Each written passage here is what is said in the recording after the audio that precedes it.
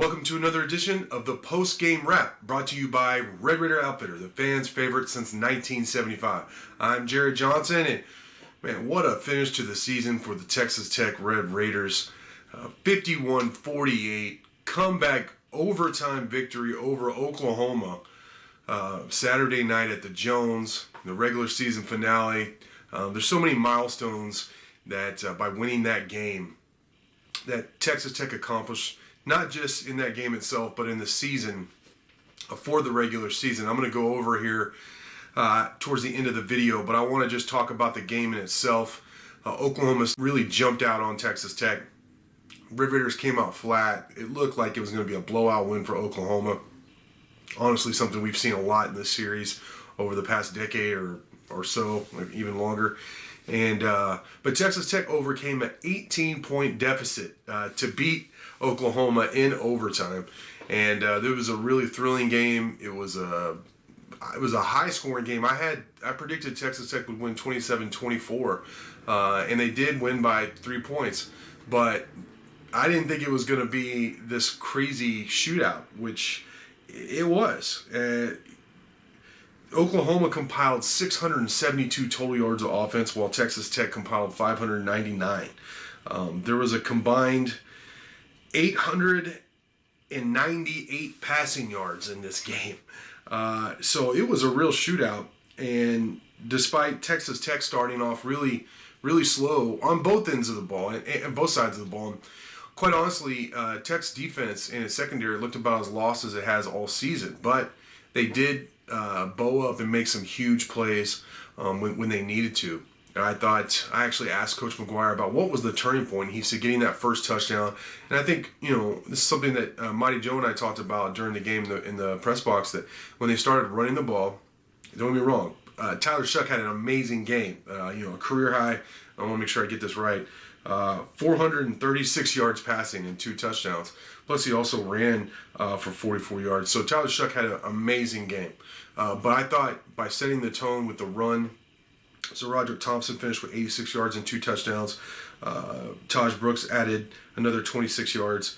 And Donovan Smith scored on his one run, a 6-yard touchdown run. And he also caught a pass for a touchdown. So Donovan Smith produced again. But getting to the run, making Oklahoma at least honor that, and then it helped in the RPO game, including the passing game with the RPO.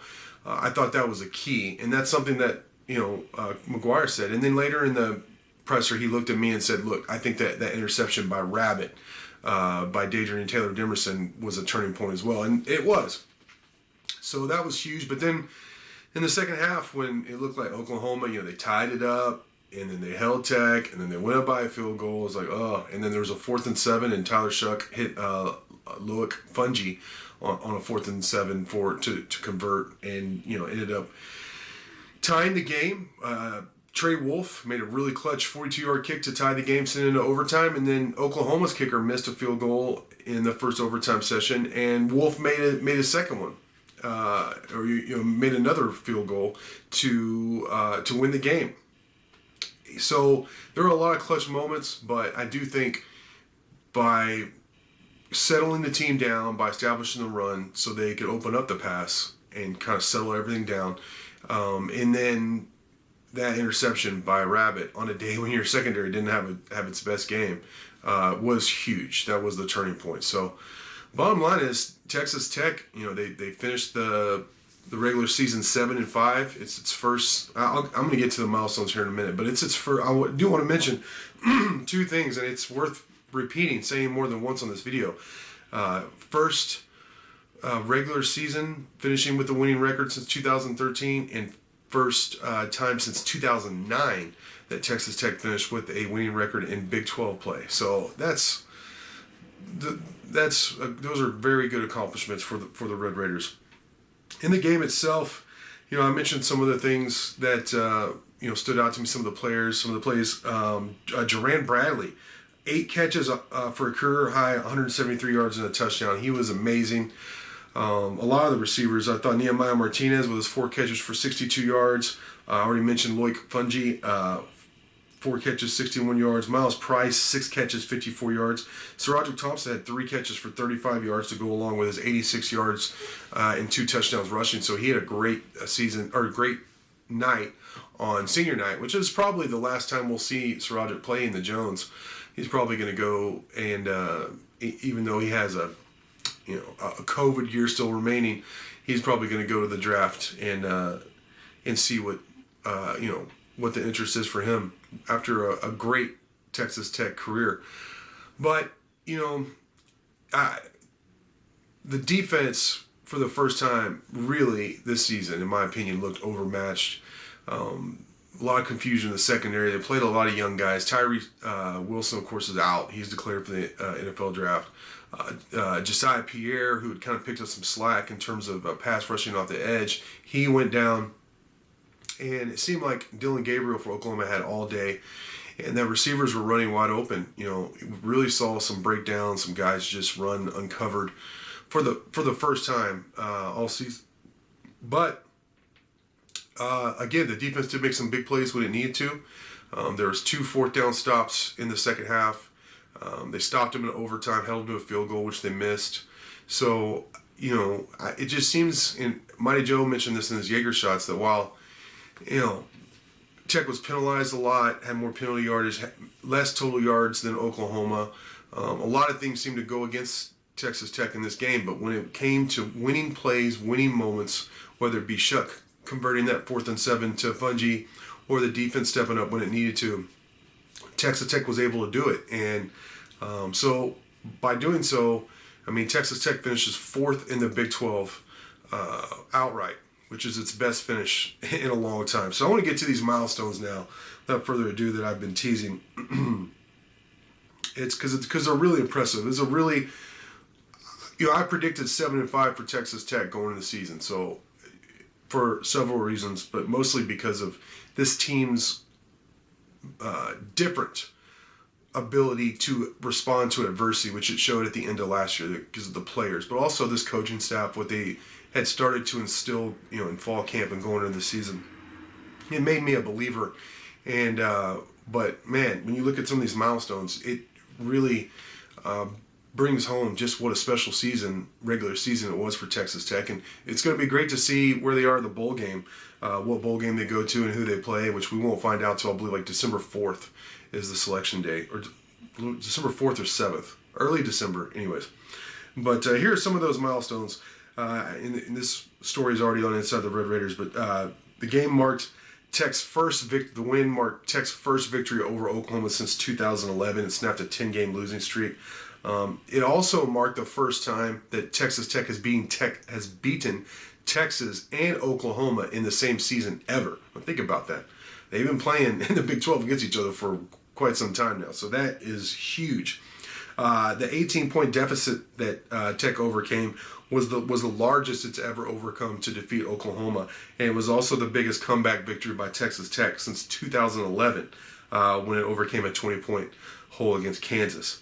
The Red Raiders defeated Houston, Texas, and Oklahoma all in overtime. It's their most 3 overtime wins is the most in a season in program history, and it leads all of college football, FBS football this season.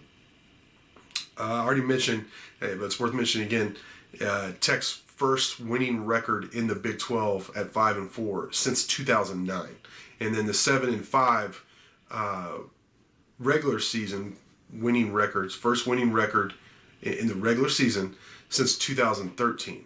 So against a much tougher schedule than they faced in 2013. Oh, by the way, this schedule was legit this year.